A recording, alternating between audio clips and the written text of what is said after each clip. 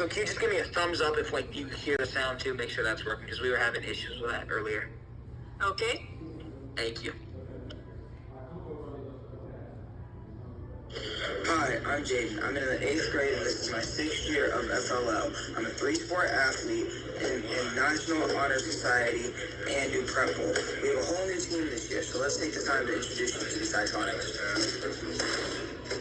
Hello, my name's Donna, and this is my 3rd year on the team. I'm in 7th grade and I love the subject. I'm OJ. I'm in 8th grade. This is my 1st year on robotics. I'm in a National Junior Honor Society and I play football. My name is William. This is my 1st year on robotics, and I'm in school, and I'm an athlete. I'm Foster. This is my 1st year on robotics team. I'm in 7th grade, and I like gymnastics.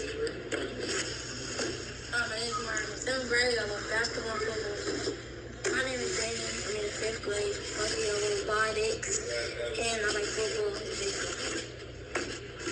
My name is Ethan. I'm new to this school. I'm in the 5th grade, and I play basketball and football. Hi, I'm Daniel. I'm in the 5th grade, and I have been building Legos since I was 3. Hi, I'm Cameron. I'm in the 4th grade, and this is my 1st year on the robotics team. But I've been their mascot for 4 years, so I'm ready.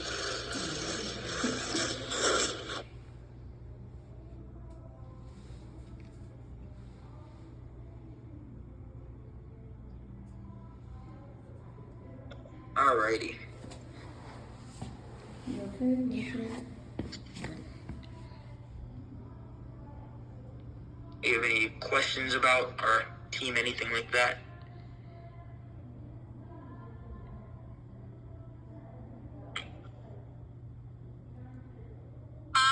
Not right away. If you want to start talking about your project.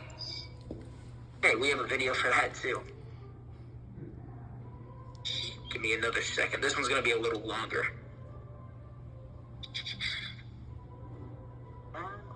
There it is. Alrighty. Have you ever had to take your pets on a trip, worried about how they are in the belly of the plane? Well, worry no more with Pet I Spy. Pet I Spy is an app you can download on your device to monitor your pets while you fly. There's no equipment to buy. You can run a camera right at the airport and make sure its bike is safe. The Pet I Spy not only lets you see your pets in the cargo hold, working with the plane's Wi-Fi, you will also be able to see the temperature and oxygen levels as well. There's no price you can put on peace of mind, but at only $30 a flight, you will be sure to want to rent a Pet I Spy next time you fly. For our project this year, we wanted to find a way to make shipping your pet cargo better. We talked to Mr. Gaylor from United Airlines Pet Safe Program and found out that 200,000 pets get shipped in cargo to over 300 destinations at United Airlines. They also ship a lot more than cats and dogs.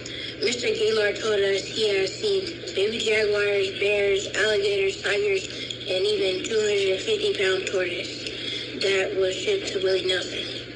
It can cost anywhere from $300 to $2,000 to ship a pet, depending on the size and distance. This is why we felt our small fee of $30 was very reasonable. We talked to flight attendant Amanda Colbert and found out that most passengers worry about the temperature and oxygen levels as well as if their pet is on the plane.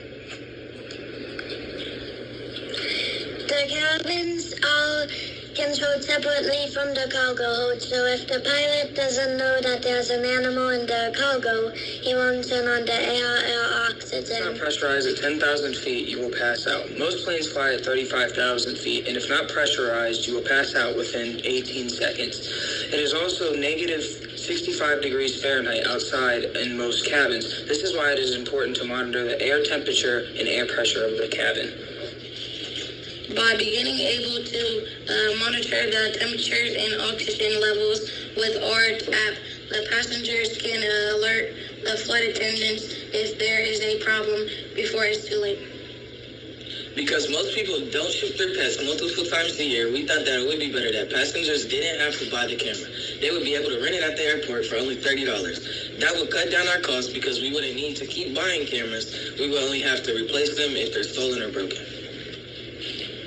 Working with Tully and Logan from Apple's Developer Academy in Detroit, we were able to make an app prototype. The cost of getting an app up with these capabilities up and running would be approximately $42,000. It would cost around $8,400 a year to run, according to belltech.com. The cost of the camera clip is $20. If only 25% of the people who ship their pet use our app, we would make $1,500,000 a year before cost is. To sum it up, we feel the Pet I Spy is a very realistic invention that could be useful to help passengers have peace of mind when shipping their pets.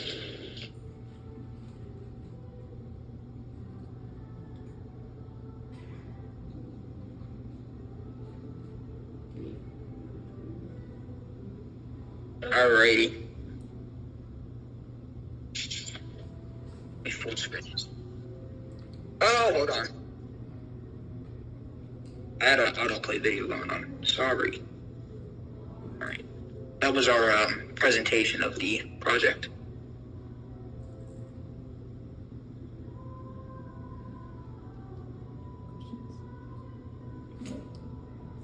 Anything else to add before we ask questions about the project? That sums it up for what we have until we have questions asked about it, I'd say.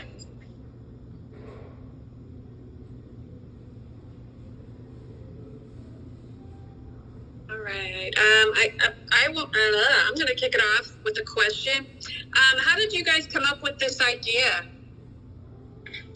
Yes, we voted on it.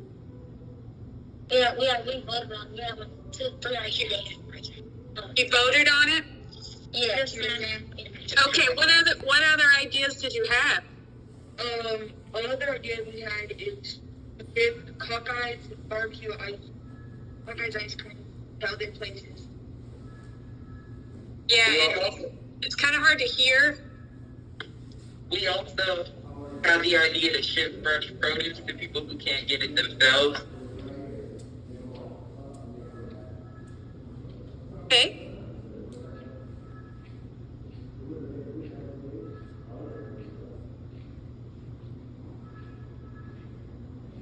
Let me ask a question. What made y'all choose, I guess, United or the airlines that y'all did to get y'all's information? Our coach actually is a flight attendant for United, and they're also the only airline that has this pet safe program, and so all around they were the main one, and everything kind of just fell in line for us to use them.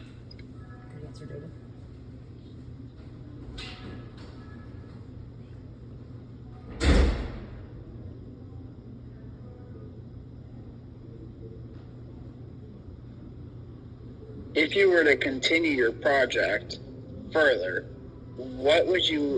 how would you use it to even improve it even more? Have you guys thought of steps to take it further than where you're at currently? Go ahead, Nora.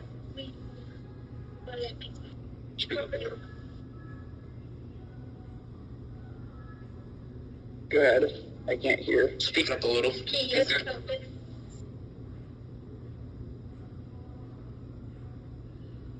Yeah, still didn't get that.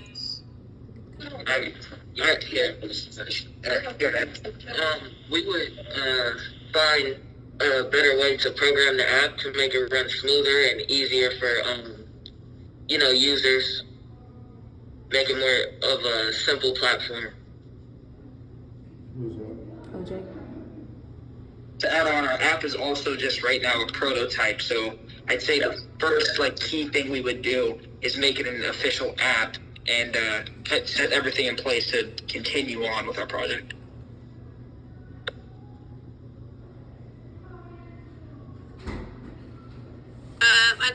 question for you on the project. Who did you share this information out to besides us in this judging? Yeah, go ahead. Speak up a little. I think Ethan should answer this question. All right, Ethan, go ahead.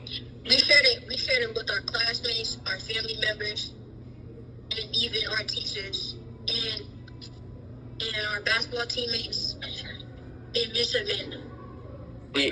We also shared it with the mayor.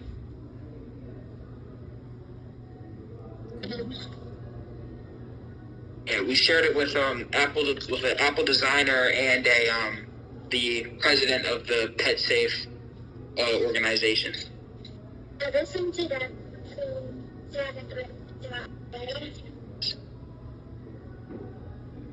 And also, we forgot to say that we also shared it with the CEO of Oh Wow. Okay. Okay. We gotta keep moving. It's time to tell us about your robot.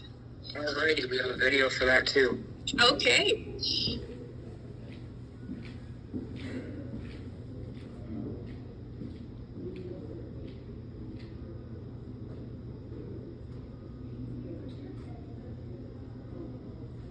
Our robot's name is Spike. This is the first time we have used the Spike Prime robot, and our team mascot is a puppy named Spike.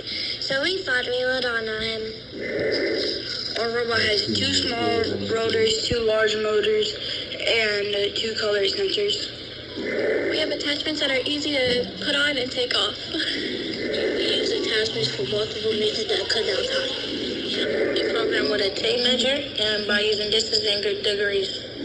We use a jig to line up majority of our missions, but we go to the same starting point. We decided which programs we would run by how many points we can get in the least amount of time. Our robot is compact and steady so it can maneuver around the board easily. The hardest part this year about programming was trying to get the color sensors to work.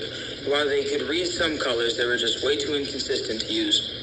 The best part of programming this year is that it was new to all of us, and all of us got to take a turn.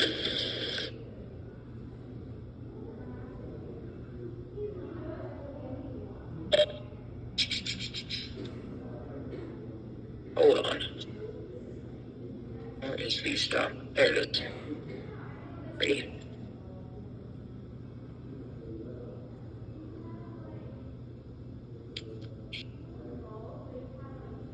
So, what would you say is your biggest accomplishment in the robot?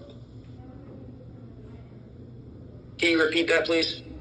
What would you say is your biggest accomplishment that you did with your robot? Well, being this year, this robot was very new to all of us as we previously switched. This robot we came over a lot of obstacles because the robot liked to glitch and bug a lot, and because of the delays in it, it took up a pretty good chunk of our time. So just encouraging each other when it bugged out or glitched or did anything against what we wanted it to do. I think that's pretty much the biggest thing.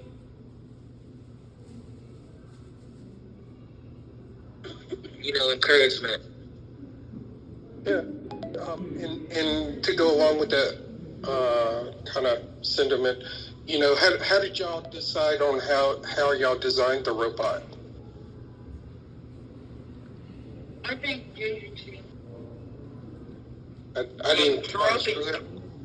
He was passing the question on to me. Throughout the years, with our team, we've always gone with the simple but yet powerful design with our robots. So as you can tell, it is quite small, but yet we can still get a very reasonable amount of points with it. And it's also because when we started off with this robot, or not even with our robot, but with this team, we were all brand new to it. This was all a new thing to us. So we didn't have really any mentor in the beginning who knew what to do to get these bigger robots. So I'd say our design is a simple but yet powerful approach.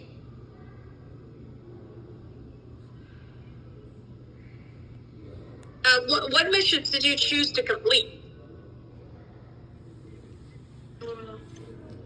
The missions that we choose to complete are the ones that are easy, but also to get us. In addition to that, we decided that the most points in the shortest amount of time would do us, good. And being that like I said previously, the delay times and the bugs, we just have to be patient. That's the key to this, this new robot is patience. So now, how did y'all go about deciding which missions y'all went after? Was it by points, or what if y'all had a disagreement? How did y'all handle that? we would take a vote, and whatever the team felt was right, the majority of the team felt was right, is what we would go. In addition to that, all opinions were heard, and with reason, of course. Wouldn't go for a mission that would take up 30 seconds and get us 15 points when we can do a mission that takes us the same amount of time to get 20 points. Or just like the difficulty. We follow a formula of difficulty to points and time. And yeah, a lot of trial and error. And we look at the book every year, see which one will get us the most, see which is the most time, or least time consuming, I should say, and just go from there with it. Now, also, I wanted to ask, because you mentioned it quite a bit, and it's not a bad thing. You mentioned about your glitches, bugs. How did y'all react and deal with those? Can you repeat that, please? With the bugs and the glitches, when the robot didn't do what you thought it would do, how did y'all deal with that? Well, like we said, lots of patience. This is a sport that takes a lot of patience and also teamwork and encouragement. Of course, you try not to give up, but sometimes you just have to, take a break and walk away.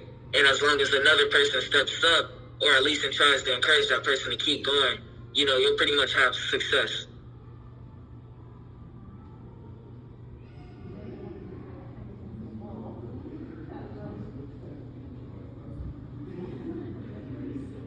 How did you ensure that your robot would score consistently? They would practice a lot to see how quick, and also that.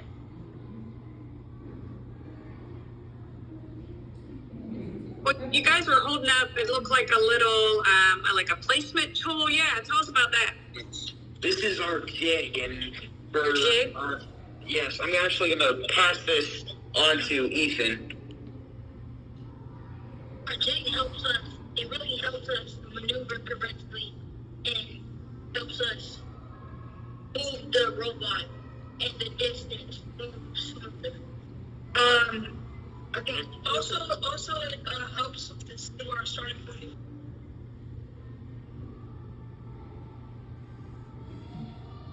Okay. How many of you were programming? Everybody? Everyone. That's what our goal was this year. How about building? Did you have like certain people doing that? Yeah. Everybody?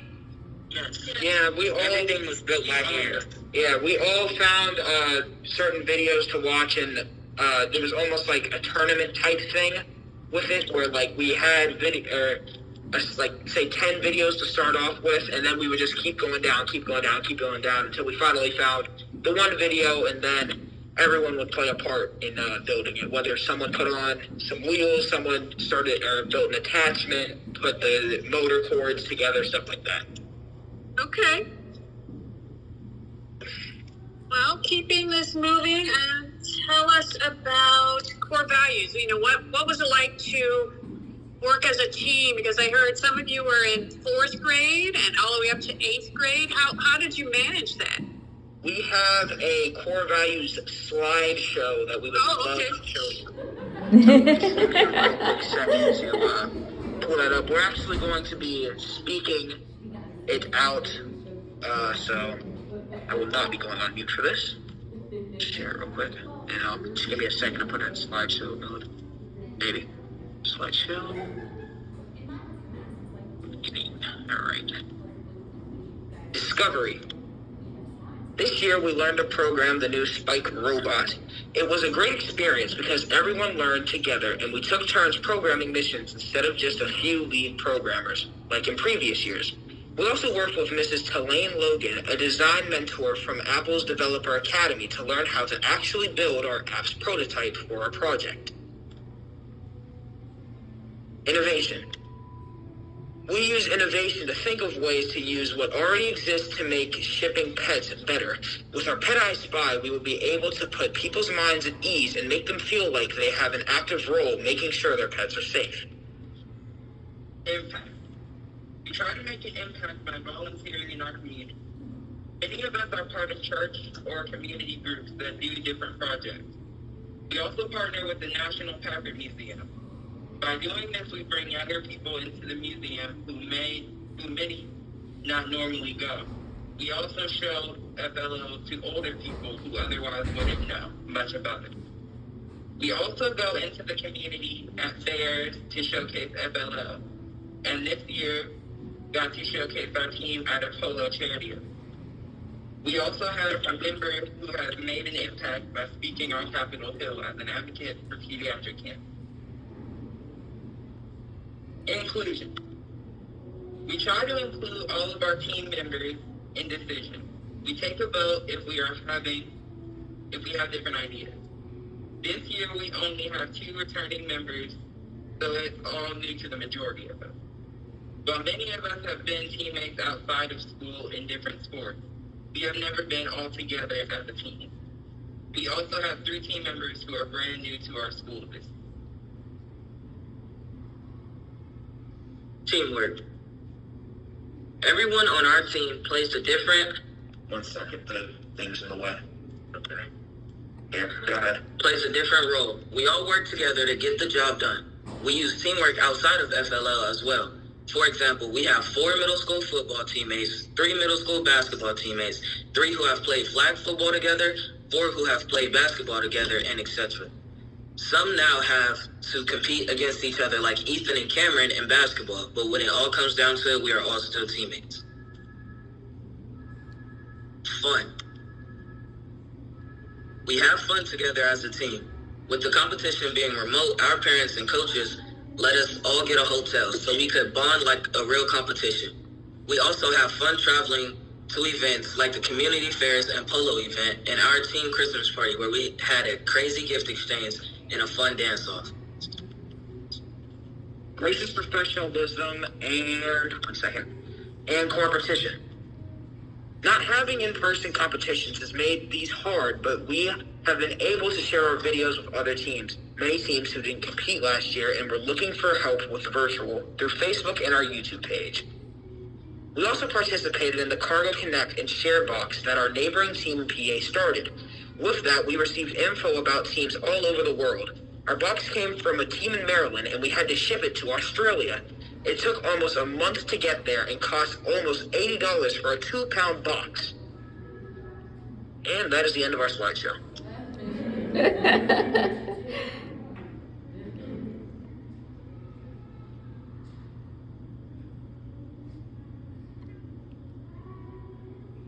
All right. Did we meet at school? Did we meet virtually? How did this all come together as a team? Okay, let Maury go. At school, we did a little bit. When we did school, but sometimes. School, like after school, during school? After school. After school? Which should be tough with everybody in sports. How does that work? You know, like we said, it's kind of crazy because one day you're competing with each other, and the next day, you know, you're a team, but team is better than rivalry, so we come together. Add on to that, we would have time periods with it. So we would have robotics right after school.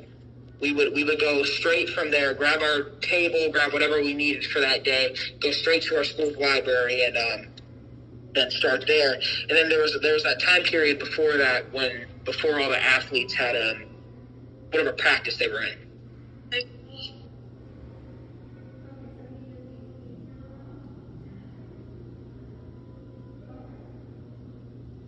You guys have been doing a lot of videos. How did you decide to do that?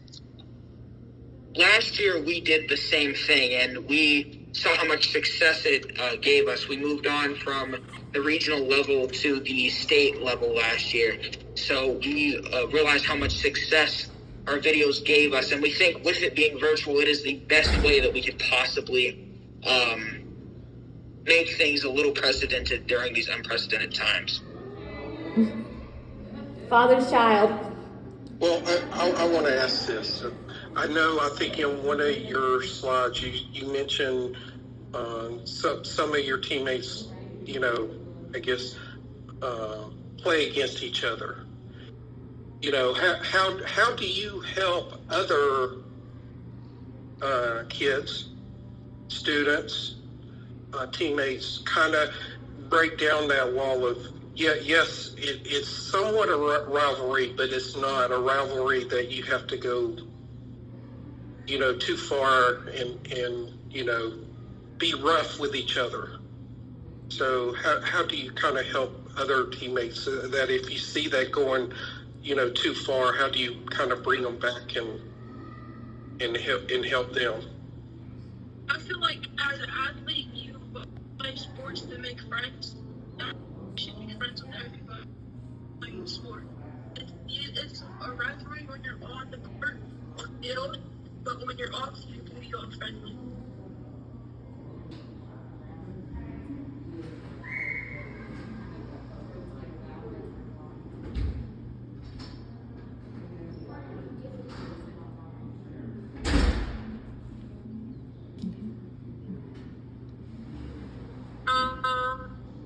You have a coach, right? How did Coach help you guys out this year?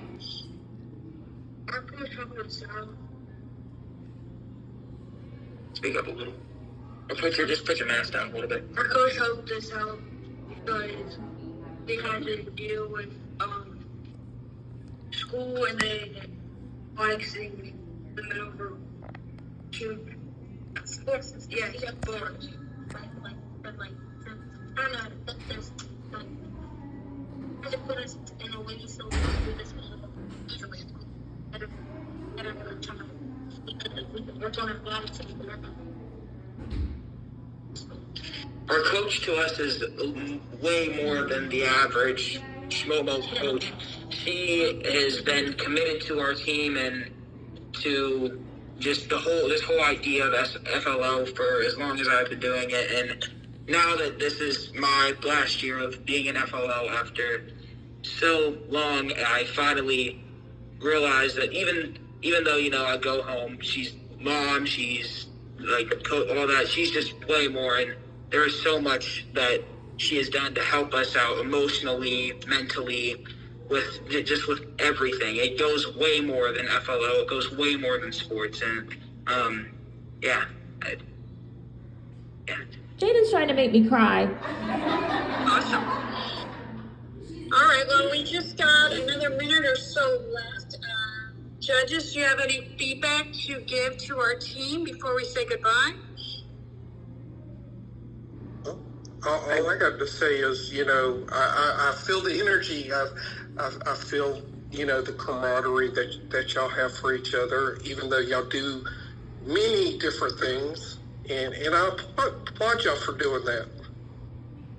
Thank you. Thank you. It means a lot. I also like the way how you guys incorporated all of your team members into the videos. Because like in the first video when you guys are tossing the box and having all that, it's like a lot of energy and brings a lot to your team. And for me, I like that you follow the engineering design process. I'm an engineer and a teacher, and you could definitely tell that you did your homework, talked to a lot of people, and spent some time on your project, and not just getting the robot to score. So those are things that that ring true in FLL, and I appreciate seeing that and you sharing your experiences. Thank you. I think they did well. Okay, I think that's it on our end. We wish you luck in your tournament, and of course in FLL as well. Alrighty, thank you. Before we go, can we ask you a question? Sure. If you're in our situation, would you we're going for the landing and shipping, or would you go for other situations? What he's asking is, if you were in like a situation where you needed to ship a pet, would you be interested in using our project Pet I Spy? Oh, I gotcha. If I want to take my dog on a plane, yeah, I'd be curious to know what happens down in the cargo hold and make sure that my dog's okay. $30 seems reasonable. Yeah, especially because in some cases it could be upwards of more than $3,000 sometimes. So we feel $30 is extremely reasonable, and we've found out through research and stuff that we're not losing any type of money by charging that $30. Yeah, I have 4 dogs myself, so that's something that I would absolutely love to actually be able to see them when I go traveling.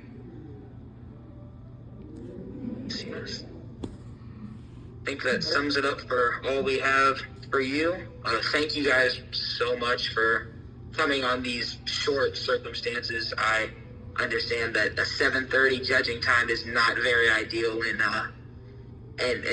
previous years, but I really appreciate you guys coming on and judging us because of circumstances. Thank you.